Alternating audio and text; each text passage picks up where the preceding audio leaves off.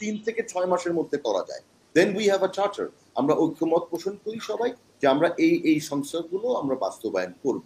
এরপরে যেটা হবে সেটা তো চলমান থাকতেই পারে।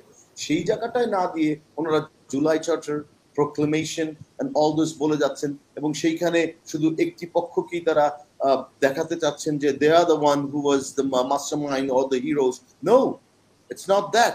তো ভারতের প্রেসক্রিপশনে বাংলাদেশে কোনো রাজনীতি হবে না।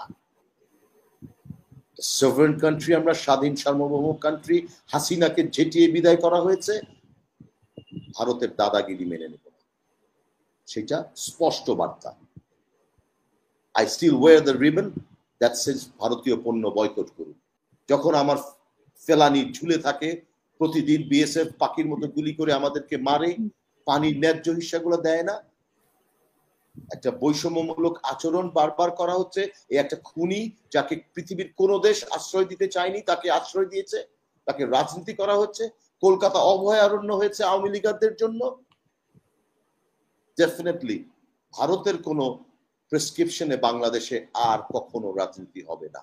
আমরা এখন পর্যন্ত ওই 726 জনের তালিকা কিন্তু পাইনি। সেই ফর্মে যারা ছিল তাদেরকে কে কিভাবে পাচার করে দিল সেই জবাবদিহিটা কিন্তু বারবার চাওয়া হচ্ছে, কিন্তু সেটা এড়িয়ে দেওয়া হচ্ছে। তো সেই জায়গাগুলো স্পষ্ট করতে হবে, ট্রান্সপারেন্সি থাকতে হবে। তারা যদি একটি অভ্যুত্থানের যে ফসলের যে সরকার, তারা ফ্যাসিজমের বিচার করবেন বলছেন, কিন্তু একটি ট্রাইব্যুনাল করেছেন মাত্র। হ্যাঁ, সেখানে লোকবল নাই, তদন্ত টিম নাই, আপনি বিচারপতি নিয়োগ দিতে পারছেন না। How you gonna do this? আপনি বলছেন যে আপনারা বিচার আগে করবেন। আরে ভাই, বিচারের জন্য there is only one tribunal। আর মামলা কতগুলো হয়েছে? শেখ হাসিনারই তো বিচার, মানে ফাঁসি দেওয়া যায় আপনার 70 বার। The crime she has committed, genocide করেছে বাংলাদেশে। সো এই জায়গাগুলো তো যদি আপনি দেখেন, আমি মনে করি যে সরকারের সদিচ্ছার অভাব আছে। এই বর্তমান সরকারের সদিচ্ছার অভাব আছে। পর্যাপ্ত প্রসিকিউশন টিম নাই। তারা বলছেন যে আগে বিচার করবেন এবং বিচারের পরে তারা প্রয়োজনীয় সংস্কারগুলো করবেন। মৌলিক সংস্কার, আমরা বলেছি মৌলিক সংস্কারগুলো করেন। উই ক্যান হ্যাভ আমাদের ঐক্যমতের ভিত্তিতে we can have a charter. একটা সনদ হতে পারে যে যারাই নির্বাচিত হয়ে আসুক না কেন, রাজনৈতিক দলগুলো সেই সংস্কার করবে। আর এইখানে যদি এই কথাটা বলা হয় পার্টিকুলার সংস্কার করা হবে, আই ডিফার। সংস্কার একটি চলমান প্রক্রিয়া। এটা কিন্তু সময়ের বিবর্তনে আপনার চাহিদা অনুযায়ী বিভিন্ন ধরনের পরিবর্তন আপনাকে করতে হতে পারে। সো আমার দরকারটা কি? আমার দরকার এই দেশে একটা গণতান্ত্রিক প্রক্রিয়া শুরু করে দেওয়া, গণতন্ত্রটাকে একটা প্রাতিষ্ঠানিক রূপের দিকে নিয়ে যাওয়া। দিতে পারবেন না এত তাড়াতাড়ি, আই নো দ্যাট। পরবর্তী সরকারেরও কষ্ট হবে, বিকজ আমরা ইকুইপ না, আমরা মানসিকভাবে ওই জায়গাটাতে নাই। সো সেই জায়গাটাতে যে মৌলিক সংস্কারগুলো প্রয়োজন, একটি গ্রহণযোগ্য নির্বাচনের জন্য প্রশাসনিক কিছু সংস্কারের দরকার আছে, সেই জায়গাগুলো আপনারা করে ফেলেন এবং সেটা 3 থেকে 6 মাসের মধ্যে করা যায়, then we have a charter. আমরা ঐক্যমত পোষণ করি সবাই যে আমরা এই সংস্কারগুলো আমরা বাস্তবায়ন করব। এরপরে যেটা হবে সেটা তো চলমান থাকতেই পারে। সেই জায়গাটায় না দিয়ে ওনারা July charter, proclamation and all this বলে যাচ্ছেন এবং সেইখানে শুধু একটি পক্ষকেই তারা দেখাতে চাচ্ছেন যে they are the one who was the mastermind or the heroes. No, it's not that.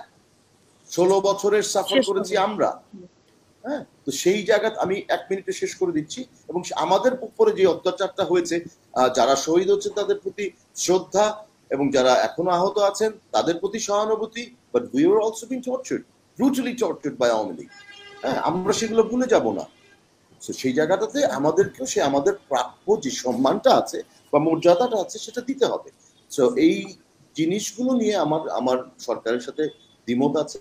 আমি মনে করি তাদেরকে ওপেনলি বলে দেওয়া উচিত কবে নাগাদ তারা একটা নির্বাচন আসলে আদৌ করতে চান কিনা। আর শেষ করে বলে দিচ্ছি, জামাতের জায়গাটাতে আমি একটু কনফিউজ। জামাত কিন্তু শর্ত দিয়েছে, আপনি যদি দেখেন সেটা বলেছে সংস্কার, 3টি শর্ত দিয়েছে। জি, সংস্কার, ফ্যাসিস্টদের বিচার এবং সঠিক নির্বাচন পদ্ধতি। সংস্কার কতটুকু? ওনারা 41টি দফা দিয়েছেন সংস্কারের জন্য। ফ্যাসিস্টদের বিচার, এই একটা ট্রাইব্যুনাল দিয়ে হবে না তো, কতদিন লাগবে? সঠিক নির্বাচন পদ্ধতি বাংলাদেশের তত্ত্বাবধায়ক ছাড়া আর কোনো পদ্ধতি নাই। ইটস প্রিটি মাচ সর্বজন গৃহীত। এর বাইরে এখানেও কি ওনারা বলেছেন যে তত্ত্বাবধায়ক সরকার ব্যবস্থা? উনি একটা সঠিক নির্বাচন পদ্ধতির কথা ওনারা বলেছেন। কিন্তু উনি আবার এই কথাও বলেছেন যে রোজার আগে নির্বাচন করার জন্য। হ্যাঁ, এটা বলেছেন, আমি এই জন্য তাদেরকে ধন্যবাদ জানাই। অ্যাটলিস্ট এই জায়গাটাতে তারা বলেছেন যে তাহলে দেশে আনস্টেবল বা অন্য অনেক ধরনের প্রবলেম হতে পারে। That's the only point. তারা আমাদের সাথে কিছুটা হলেও একটা দূরত্বের কমে এসেছে হয়তো বা রোজার আগে। এখন রোজাটা মার্চ মাসে হবে। সো আমরা ডিসেম্বরের নির্বাচন দাবি করছি। আমি আরো আগে দাবি করছি। আমি অক্টোবর নভেম্বরের বা সেপ্টেম্বরের মধ্যে নির্বাচন সম্ভব যদি ইচ্ছা থাকে, বাট সেটা হয়তো বা হবে না। আমরা বড় দল বিএনপি যেতে যাচ্ছে, আমরা তাদের সাথে জোটে আছি, সেই দাবির সাথে একমত পোষণ করছি ডিসেম্বরের মধ্যে। বাট জামাতের আমির বলেছেন রোজার আগে। সো সেই জায়গাতেও কতটুকু সম্ভব সেই ব্যাপারে আমি সন্দিহান। প্রথমত 106 ধারাটা আমি যেটা বলছি, বাংলাদেশের সংবিধানের 106 অনুচ্ছেদ, যদি কোনো সময় রাষ্ট্রপতির নিকট প্রতীয়মান হয় যে আইনের এইরূপ কোনো প্রশ্ন উত্থাপিত হয়েছে বা উত্থাপনের সম্ভাবনা দেখা দিয়েছে যাহা এমন ধরনের ও এমন জনগুরুত্বপূর্ণ যে সেই সম্পর্কে সুপ্রিম কোর্টের মতামত গ্রহণ করা প্রয়োজন, তাহলে তিনি প্রশ্নটি আপিল বিভাগের বিবেচনার জন্য প্রেরণ করিতে পারবেন এবং উক্ত বিভাগ স্বীয় বিবেচনায় উপযুক্ত শুনানির পর প্রশ্নটি সম্পর্কে রাষ্ট্রপতিকে স্বীয় মতামত জ্ঞাপন করতে পারবেন। সো ডিউলি সো, গণ অভ্যুত্থান, পালিয়ে শ্বশুর বাড়িতে চলে যাওয়ার পরে যেটা হয়েছে, the question arises, now what will happen, who will run the country? সেটাকে উনি আপিল বিভাগে পাঠিয়েছেন। 106 অনুচ্ছেদ আমার সংবিধানে আছে। হ্যাঁ, সেখান থেকে আপিল বিভাগ মতামত দিয়েছে এই মুহূর্তে তখন একটা অন্তর্বর্তী সরকার গঠন করা যায়। সো এখানে ডিবেটের কোনো প্রশ্নই নেই, এই সরকারটি অবৈধ। দ্বিতীয়ত, পাটোয়ারি সাহেব যেটা বললেন যে এখানে তত্ত্বাবধায়ক সরকার ব্যবস্থা ফিরে এসছে, অ্যাবসলিউটলি রং। পঞ্চদশ সংশোধনীর এই বিধানটি বাতিলের বিরুদ্ধে দুটি রিট ছিল। ত্রয়োদশ সংশোধনীর পরে আওয়ামী লীগ যেভাবে বাতিল করেছে সেখানে দুটো রিট ছিল। সেখানে হাইকোর্ট রায় দিয়েছে তত্ত্বাবধায়ক ব্যবস্থা ফিরিয়ে আনা যায়। এটা আপিলকারী, এটা রিভিউ করা হয়েছে, কিন্তু ইটস স্টিল পেন্ডিং, এটাকে রিভিউ করা হয়েছে। আপিল বিভাগ যদি রিভিউটা আমাদের পক্ষে যায়, রিটকারীর পক্ষে, আবেদনকারীর পক্ষে, তখন সংবিধানের তত্ত্বাবধায়ক ব্যবস্থাটা ফিরবে। This government can be called as a তত্ত্বাবধায়ক সরকার।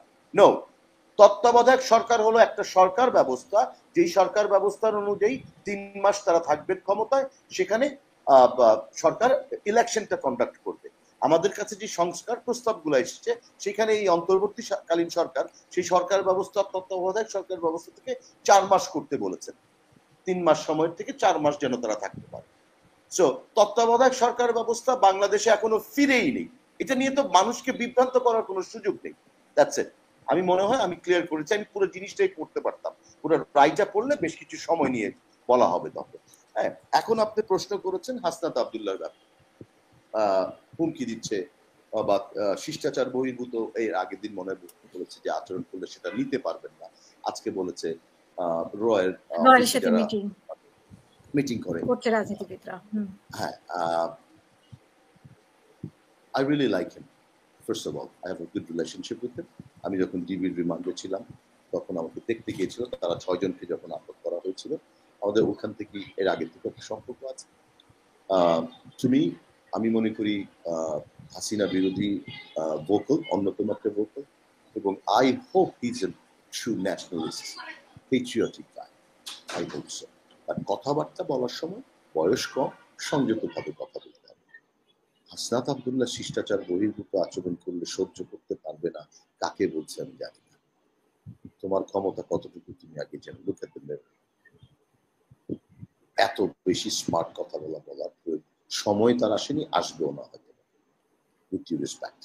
তারপরে যেটা বলছে রয়ের লিস্টেড লোক যারা আছে, রয়ের অফিসে করে বাংলাদেশে যে রাজনীতি করা যাবে না, এই ধরনের কথা বলেছে।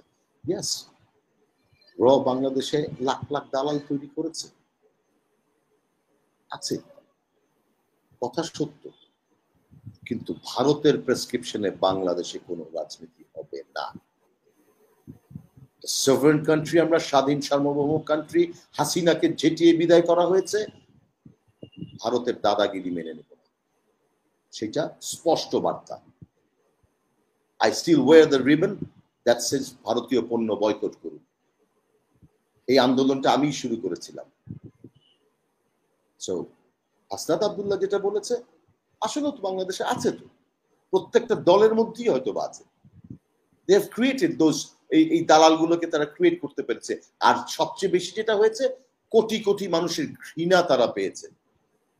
যখন আমার ফেলানি ঝুলে থাকে, প্রতিদিন বিএসএফ পাখির মতো গুলি করে আমাদেরকে মারে, পানির ন্যায্য হিস্সাগুলো দেয় না, একটা বৈষম্যমূলক আচরণ বারবার করা হচ্ছে। এই একটা খুনি যাকে পৃথিবীর কোনো দেশ আশ্রয় দিতে চায়নি তাকে আশ্রয় দিয়েছে, তাকে রাজনীতি করা হচ্ছে। কলকাতা অভয়ারণ্য হয়েছে আওয়ামী লীগারদের জন্য। ডেফিনেটলি ভারতের কোনো প্রেসক্রিপশনে বাংলাদেশে আর কখনো রাজনীতি হবে না। আমি এটা বলেই শেষ করছি।